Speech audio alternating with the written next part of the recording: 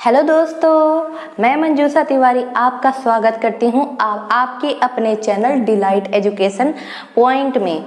मैं आज से आपके फिजिक्स क्लासेस शुरू करने जा रही हूँ। तो आज जिस चैप्टर को मैंने उठाया है ये चैप्टर क्लास 12 के हैं। तो चलिए देखते हैं इस चैप्टर के बारे में।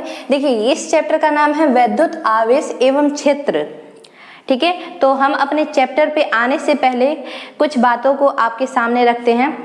जैसे देखिए, कुछ बच्चे फिजिक्स के नाम पर इतना डरते हैं कि अगर उनके सामने ये कह दिया जाए कि आज आपके फिजिक्स के पेपर होने वाले हैं तो वो पहले ही डर जाते हैं कि अरे फिजिक्स तो मुझे कुछ समझ में ही नहीं आता।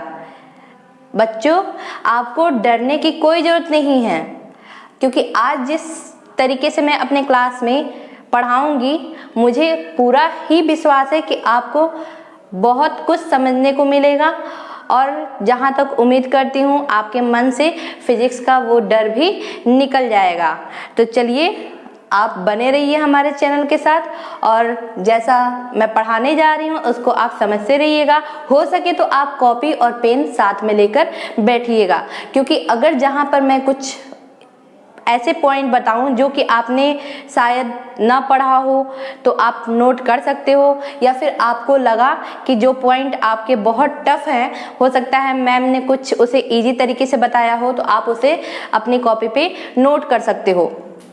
तो चलो, इस चैप्टर में नाम है वैद्युत आवेश एवं क्षेत्र। तो सबसे पहले हम इस टॉपिक में क्या शुरू करते हैं, आवेश के बारे में जान लेते हैं।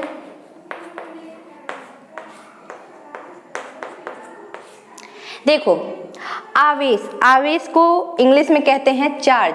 तो बात करते हैं आवेश की। तो आवेश होता क्या है? देखिए, आवेश अगर हम कहें तो ये एक प्रकार की ऐसी प्रॉपर्टी होती है, ऐसा गुण होता है जो किसी वस्तु पर यदि आ जाए तो वह वस्तु किसी दूसरी वस्तु को अपनी ओर आकर्षित करेगी या फिर उसे प्रतिकर्षित करेगी। अगर आपको इसका एग्जाम्पल जानना हो तो आप तो बचपन से ही वो एग्जाम्पल करते आए हो, प्रैक्टिकल करते आए हो, बट शायद आपको उस टाइम ये कुछ मालूम न रहा हो। तो चलिए, हम आपको याद दिलवाते हैं आपके बचपन की शैतानियों को। देखिए, बचपन में आपने बहुत बार दोस्तों के सामने दिखाया होगा कि देखो देखो, मैं स्केल को अपने सिर पर अगर रगड़ता हूँ तो ये कागज के छोटे छोटे टुकड़े को अपनी ओर आकर्षित करेगा, मीन्स अपने में चिपका लेगा। तो देखिए, वहीं पर ये आवेश काम करता है। जैसे आपने इस स्केल को अपने सिर पर रगड़ा और छोटे छोटे कागज के टुकड़े को सामने रखा, तो वो जो स्केल है उन छोटे कागज के टुकड़े को अपनी ओर आकर्षित कर लेता है। ऐसा क्यों? क्योंकि आपने जिस स्केल को अपने सिर पर रगड़ा है तो आपके उस स्केल पर आवेश के कुछ गुण आ गए। आपके उस स्केल पर क्या हुए? आवेश के गुण आ गए, जिसके कारण वो स्केल उन छोटे छोटे टुकड़े को अपनी ओर आकर्षित किया। इसके साथ ही अगर हम दूसरा और एग्जाम्पल दें तो आपके बुक से भी हैं एग्जाम्पल्स कि जैसे देखिए, आपने कांच की छड़ ली और रेशम के कपड़े लिए, या फिर ऐसा भी कह सकते हैं कि मान लीजिए आपने एक कांच की छड़ ली और एक रेशम को लिया। ठीक है, इन दोनों को अगर आपस में रगड़ते हो तो क्या होता है कि जो आपकी कांच की छड़ होती है और रेशम के कपड़े कहिए, ठीक है, तो जो कांच की छड़ होती है और जो रेशम के कपड़े होते हैं, इन पर भी आवेश आते हैं, पर इन पर समान आवेश नहीं आते, इन पर विपरीत आवेश आते हैं। मीन्स अगर एक पे प्लस आएगा तो दूसरे पर माइनस आएगा। ठीक है, ऐसा क्यों? इसका रीजन भी जान लीजिए। देखिए, जब हम इन दोनों वस्तुओं को रगड़ते हैं, ठीक है, जब हम इन दोनों वस्तुओं को रगड़ते हैं तो जो हमारा कह सकते हो कि जो कांच की छड़ होती है, ठीक है, इनके जो परमाणुओं में इलेक्ट्रॉन होते हैं, ठीक है, कांच की जो छड़ होगी उनके कुछ परमाणु के इलेक्ट्रॉन होंगे ना, तो जो परमाणुओं के इलेक्ट्रॉन होते हैं, ये कांच की छड़ अपने परमाणुओं के इलेक्ट्रॉन को किसमें ट्रांसफर कर, मतलब किसमें भेज देता है? वो भेज देता है रेशम में, ठीक है, रेशम के कपड़े में। ठीक है, तो यहाँ पर जिसमें से इलेक्ट्रॉन निकला है वो कहला गया आपका पॉजिटिव, मीन्स कह सकते हो उसे धन आवेश। क्यों? क्योंकि वहां पे इलेक्ट्रॉन की कमी हो रही है, वहां पे क्या हो रहा है? इलेक्ट्रॉन की कमी हो रही है। और आपका रेशम का जो कपड़ा हुआ उसने क्या किया? कांच की छड़ से इलेक्ट्रॉन को लिया है तो उसके में इलेक्ट्रॉन की अधिकता हो गई, उसके में इलेक्ट्रॉन अधिक हो गए, तो वो अब क्या कहला गया, आपका ऋण आवेश। मीन्स उस पर जो चार्ज आया है वो क्या कहलाएगा, ऋण आवेश। चलिए तो हम नेक्स्ट एग्जाम्पल की बात करते हैं।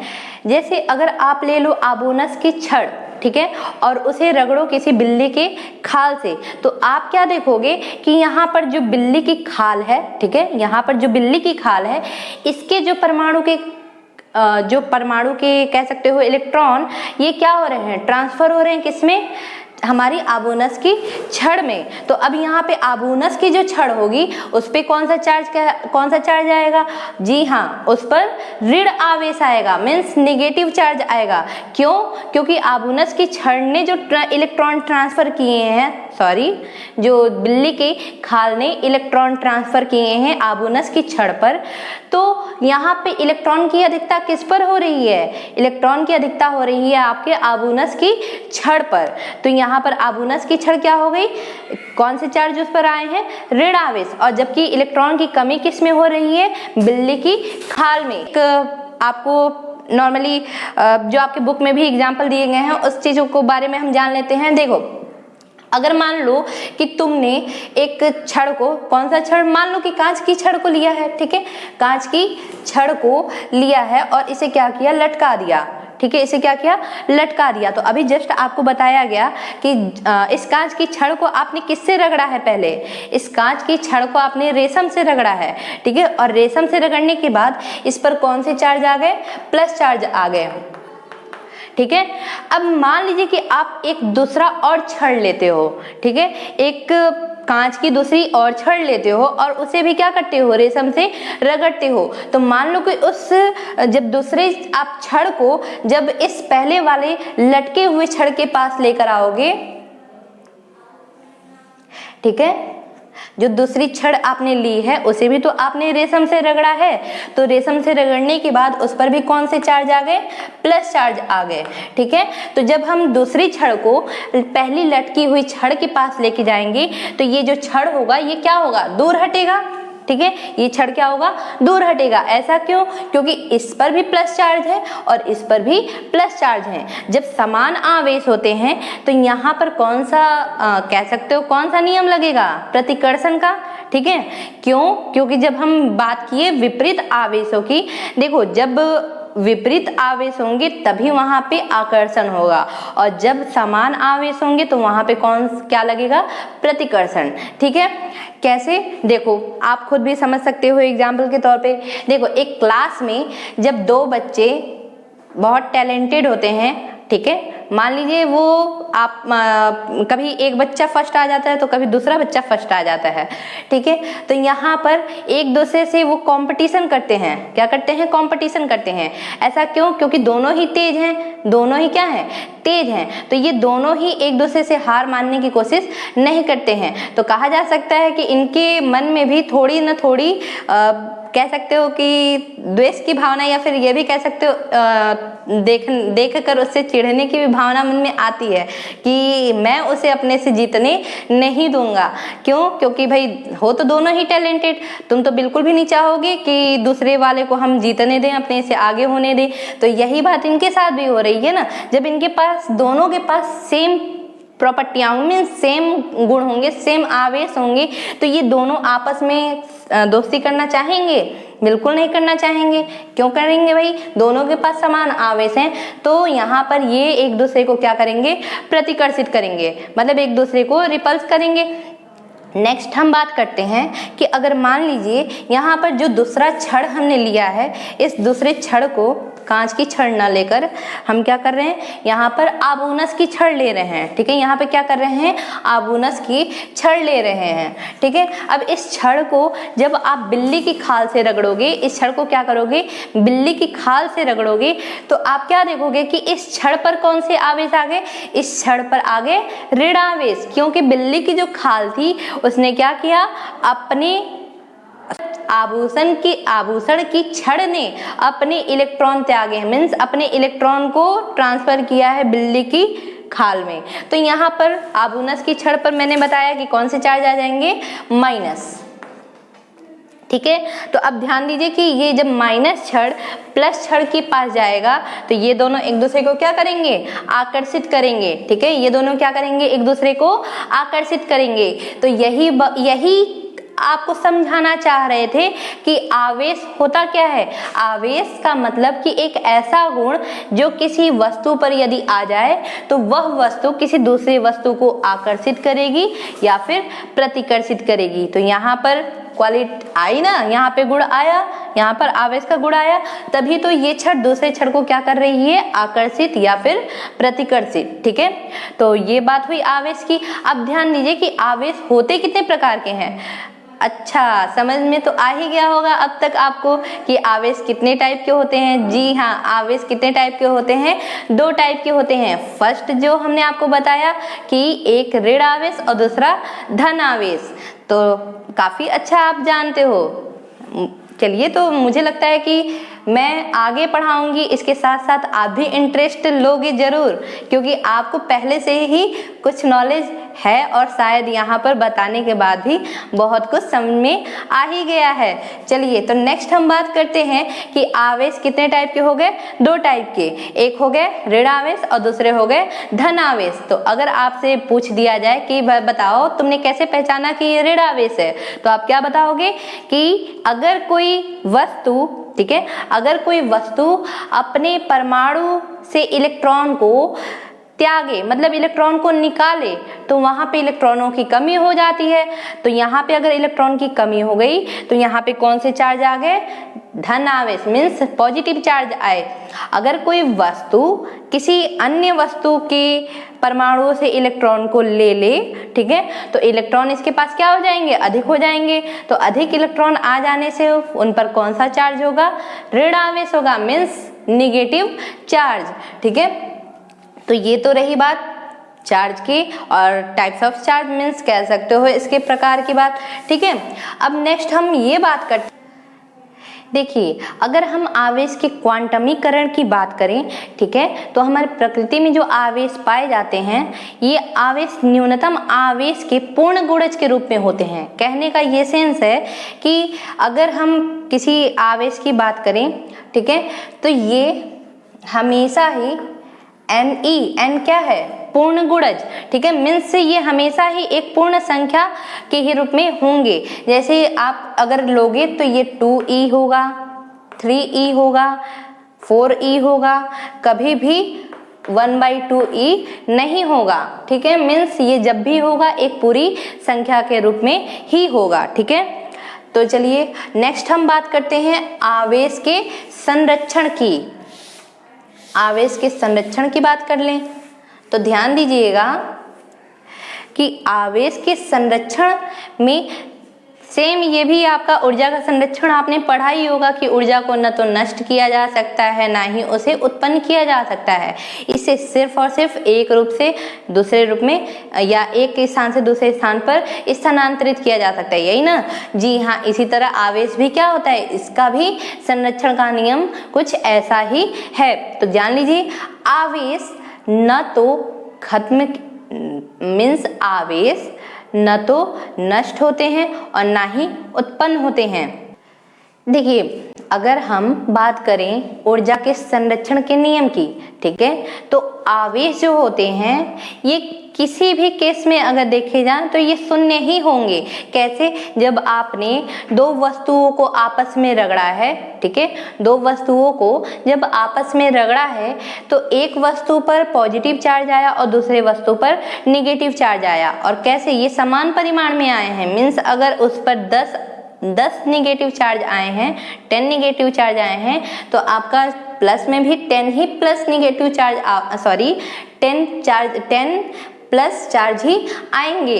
तो अगर माइनस में 10 कह सकते हो, अगर -10 है और एक +10 है तो ये दोनों ही कट के कितने दे देंगे, 0। तो सिर्फ इस मीन्स कह सकते हो कि सेम इसी पैटर्न पर आपका आवेश भी काम करता है। जैसे 2 वस्तुओं को आपने रगड़ा है तो एक वस्तु पर मान लीजिए 10 आवेश आए हैं धन आवेश के, तो दूसरी वस्तु पर भी जो आवेश आएंगे वो भी 10 ही होंगे, लेकिन वो क्या होंगे, ऋण आवेश के। तो ये दोनों ही एक दूसरे को क्या करेंगे, निरस्त करेंगे। तो यहाँ पर आवेश जो हो जाएगा वो कितना हो जाएगा, 0।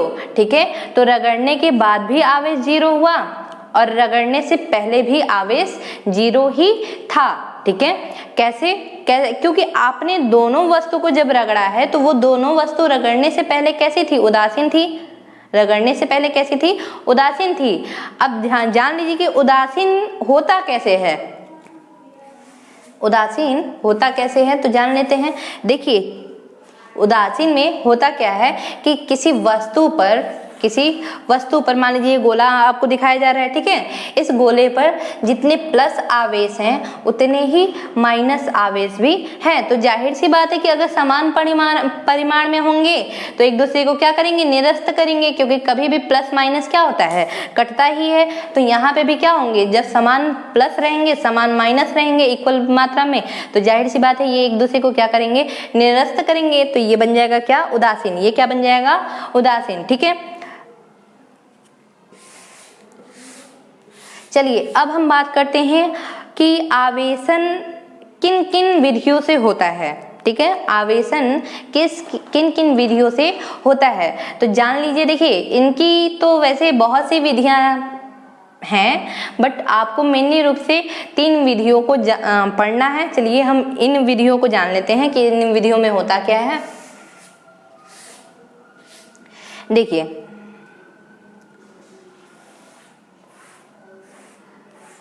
तो अब तक तो आप समझ ही गए होंगे कि आवेश उत्पन्न कैसे होता है। जी हाँ, आवेश घर्षण द्वारा ही क्या होता है, उत्पन्न होता है। तो चलिए अब हम आवेशन की विधियों को जान लेते हैं। आवेशन की विधियां,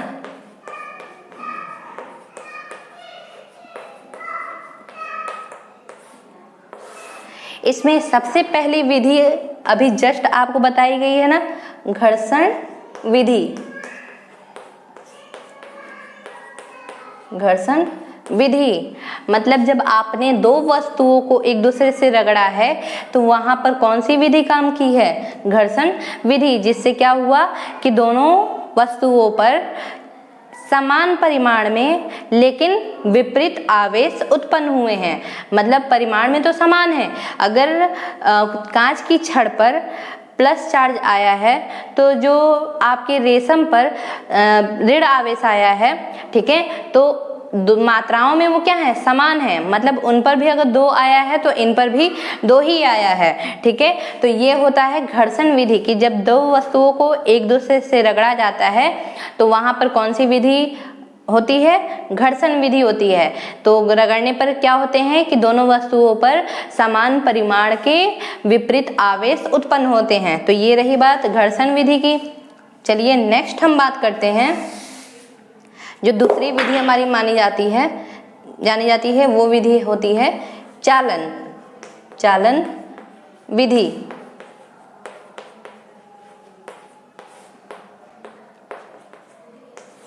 चलिए अब चालन विधि की बात करते हैं। तो चालन विधि में क्या होता है कि हम यहाँ पे 2 वस्तुएं लेते हैं। एक वस्तु जो हमारी होती है वो आवेशित होती है और जो दूसरी वस्तु होती है वो उदासीन होगी। ठीक है, एक वस्तु हमारी कैसी होगी, आवेशित, और दूसरी वस्तु जो होगी वो उदासीन। तो चलिए हम इसको जान लेते हैं। ठीक है, मान लीजिए कि आप एक गोला लेते हो। ठीक है, एक गोला लेते हो और ये गोला कैसा है, उदासीन। क्या है, उदासीन। ठीक है, और इसे क्या किए, मान लो कि एक स्टैंड से लटका दिया तुमने इसे। चलो थोड़ा नीचे से बना देते हैं अच्छे से समझाने के लिए। मान लो कि आपने एक उदासीन गोला लिया और उसे किसी स्टैंड की सहायता से क्या किया, लटका दिया। ठीक है, ठीक, ये क्या है, उदासीन है। अब इस उदासीन गोले के पास जब एक आवेशित कोई वस्तु को लेकर आते हो, मान लो कि छड़ ही ले आए हो। ठीक है, कोई आवेशित वस्तु को जब लाते हो, ठीक है, तो मान लीजिए कि आपने इस वस्तु को लाया, ये कैसा है, आवेशित है। ठीक है, और इस वस्तु को आपने क्या किया, इससे स्पर्श कराया, मतलब इसमें इसको टच कराया। ठीक है, तो चलिए यहाँ पे देखते हैं। पहले आप क्या कर रहे हो कि एक आवेशित वस्तु को किसी उदासीन वस्तु के पास लेकर जा रहे हो और क्या किए, इसे स्पर्श कराया। तुमने क्या किया, इसको स्पर्श कराया। चलिए यहाँ पे सेकंड को देखते हैं। यहाँ पे तो ला रहे हो और दूसरे वाले में आप इसको क्या कर रहे हो, टच करा रहे हो। ठीक है,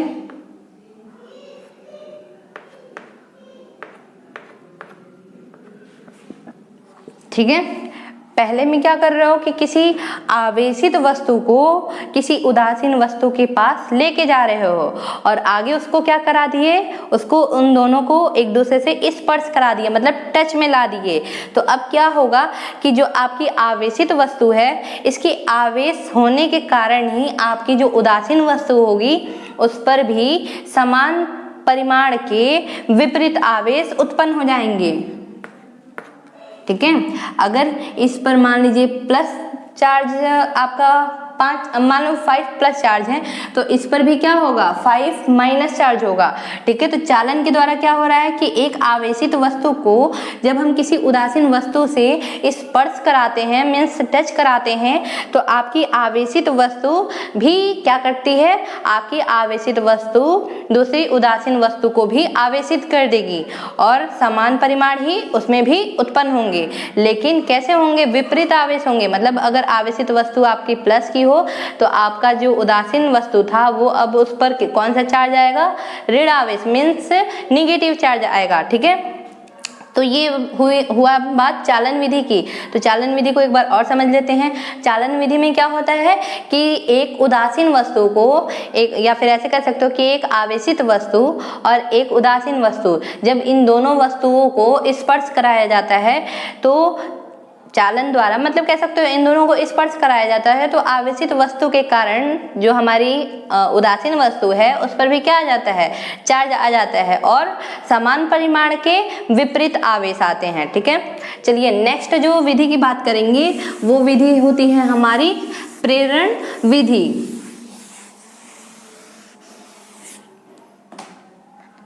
प्रेरण विधि,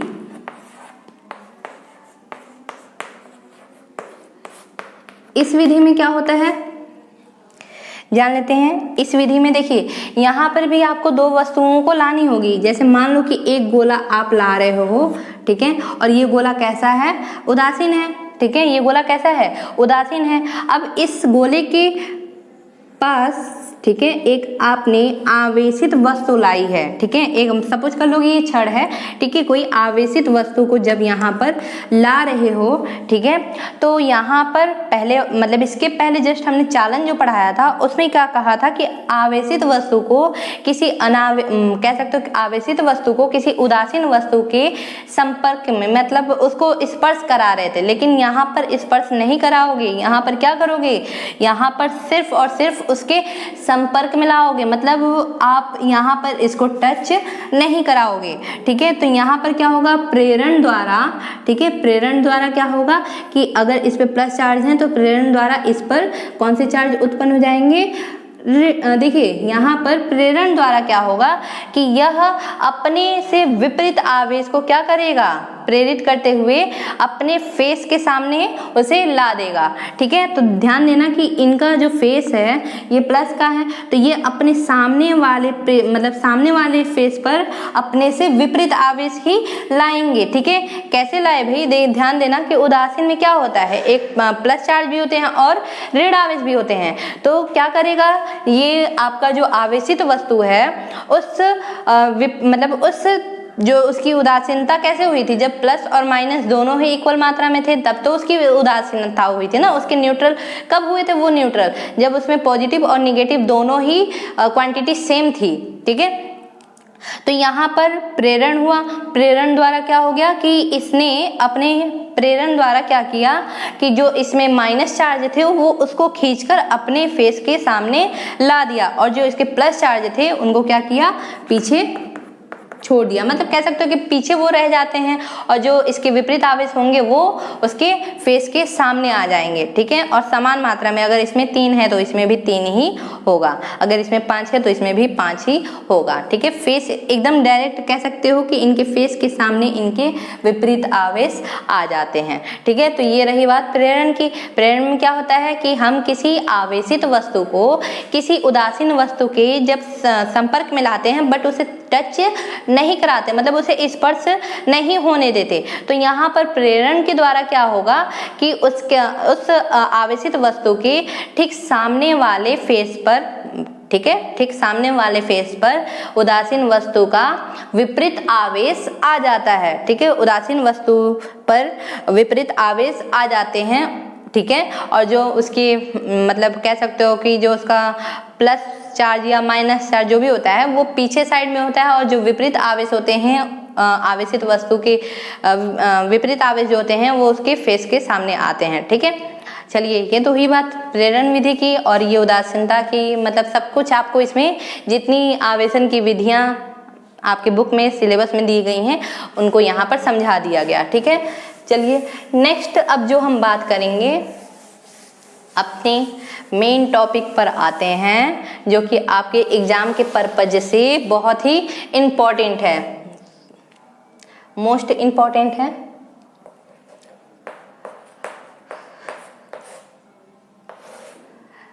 तो उस टॉपिक का नाम है कूलाम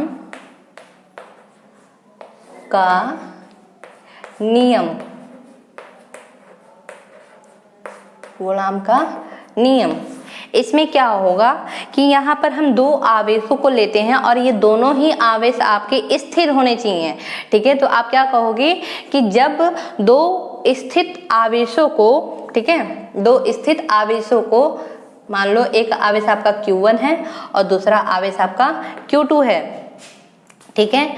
जब दो विपरीत आवेशों को हम क्या करते हैं, मान लो r दूरी पर क्या किया, इसे रखा गया, ठीक है। जब दो आवेशों को, ठीक है, दो स्थिर आवेशों को r दूरी पर रखा गया तो इनके बीच लगने वाला जो आकर्षण बल होगा, इनके बीच लगने वाला जो आकर्षण बल होगा वो इन स्थिर आवेशों के गुणनफल के अनुक्रमानुपाती होगा, ठीक है, अनुक्रमानुपाती होगा इन आवेशों के गुणनफल के। तो Q1 इंटू Q2, ये हुआ ना गुणनफल, Q1 और Q2 मतलब दोनों आवेशों के गुणनफल के अनुक्रमानुपाती होगा, और इनके बीच लगने वाला जो बल है वो इनके बीच की दूरी के वर्ग के व्युत्क्रमानुपाती होगा, मतलब 1/r²। कहने का ये सेंस है कि जब दो स्थिर आवेशों के बीच लगने वाला जो आकर्षण बल या प्रतिकर्षण बल कह सकते हो, आकर्षण बल जो होगा वो इन आवेशों के गुणनफल के अनुक्रमानुपाती तथा इनके बीच की दूरी के वर्ग के व्युत्क्रमानुपाती होता है। तो मान लो अगर इसको आपने इक्वेशन 1 माना, इसको इक्वेशन 2 माना, तो अब इन इक्वेशन 1 और देखिए जब हम इस समीकरण 1 और समीकरण 2 को मिलाते हैं तो हमारे पास क्या आता है, F is proportional to Q1 Q2 upon r²। अगर हम अब बात करते हैं कि यहाँ पर प्रोपोर्शनल को हटाया जाए तो यहाँ पे एक प्रोपोर्शनलिटी कांस्टेंट को लाया जाता है। यहाँ पर जो समीकरण है, तो इस समीकरण से जब हम इस प्रोपोर्शनलिटी को के साइन को हटाते हैं, ठीक है, तो यहाँ पर हम एक कांस्टेंट लगाते हैं, ठीक है, कांस्टेंट को लिखते हैं। यहाँ पे कांस्टेंट जो हमारी होगी वो होगी क्या, F equal to K into Q1 Q2 upon r²। यहाँ पे जो K है ये क्या है, एक कांस्टेंट राशि है, मतलब कह सकते हो कि एक कांस्टेंट है जिसे हम क्या कहते हैं, परावैद्युतांक। तो परावैद्युतांक की जो वैल्यू होती है निर्वात या वायु में वो मानी जाती है 9.0 इंटू 10⁻⁹, ठीक है। यहाँ पर जो k की वैल्यू है ये आपकी निर्वात या फिर वायु में होती है, ठीक है। अब इसी को हम दूसरे रूप में भी लिख सकते हैं, k equal to 1/4 pi epsilon naught. तो यहाँ पर जो हमने k लिखा है यहाँ पर अब हम क्या लिख देंगे, f, यही वैल्यू उठा के क्या करेंगे, समीकरण में रख देंगे, ठीक है। तो यहाँ पे समीकरण मान लो इसको अगर 4 माने हो तो यहाँ पर हम क्या करेंगे, k की वैल्यू को रख देंगे। इस k की वैल्यू को क्या रखेंगे, 1/4 pi epsilon naught into Q1 Q2 upon r square. तो ये निकल के आया हमारा कूलाम का नियम, ठीक है। तो ये नियम आपको एग्जाम में पूछे जा सकते हैं, तो आप इस पर एक बार खुद से भी क्या करना, कोशिश करना लगाने की, इसको समझने की खुद से भी। तो आपको ये चीज़ों को बहुत आसानी से आपको ये चीज़ें समझ में आने लगेंगी और अच्छे से अच्छे तरीके से चीज़ों को आप लिख पाओगे अपने एग्जाम में। चलो, तो इतना तक तो मुझे लगता है कि सब कुछ आप लोगों को समझ में भी आया होगा और इसके आगे के जो भी टॉपिक होंगे उसको मैं अपने नेक्स्ट वीडियो में आपको समझाऊंगी और आपको इस से रिलेटेड जितने भी प्रॉब्लम्स क्रिएट होंगे उन सब को सॉल्व कराऊंगी। तो सेकेंड वीडियोज में मैं इससे आगे के टॉपिक्स को पढ़ाऊंगी और थर्ड वीडियोज में मैं इससे रिलेटेड जितने न्यूमेरिकल होंगे वो आपको कराऊंगी। तो मुझे उम्मीद है कि आपको भी मेरा क्लास बहुत अच्छा लगा होगा और अच्छा लगा हो तो प्लीज़ लाइक कीजिएगा और मेरे जो दोस्त नए ऐड हुए होंगे मेरे चैनल के साथ तो उनसे मैं यही कहूँगी कि प्लीज़ आप भी लाइक और सब्सक्राइब कीजिएगा और जितना हो सके इसे शेयर कीजिएगा ताकि और भी जो बच्चे होंगे जो नहीं पढ़ पा रहे होंगे तो वो मेरे चैनल के साथ जुड़ेंगे और चीज़ों को समझेंगे। तो और हाँ, आपको एक और इम्पॉर्टेंट बात बता दूं कि देखिए मैं अपने नेक्स्ट वीडियोज में ये भी आपको बताऊंगी कि आप एग्ज़ाम में किन चीज़ों को, एग्ज़ाम के टाइम किन चीज़ों को पढ़ो जो कि आपके एग्ज़ाम में काफ़ी आपके लिए मददगार सिद्ध होंगे। मतलब आपको वो टॉपिक भी आपको बताया जाएगा कि जो आप एग्ज़ाम में अच्छा से अच्छा मार्क्स गेन कर पाओ, उन चीज़ों को ज़्यादा से ज़्यादा पढ़ो और उन चीज़ों को लिख सको। क्योंकि मैंने बोर्ड के एग्ज़ाम की कॉपियाँ भी जांची हैं तो मैं आपको ज़रूर बताऊँगी कि आप कॉपी पर किस तरीके से लिखोगे कि आपको अच्छे से अच्छे मार्क्स मिलेंगे। तो चलो बच्चों, आज यहीं पर मैं अपने क्लास को एंड करती हूँ। तो फिर नेक्स्ट क्लास में मिलते हैं, तब तक के लिए बाय।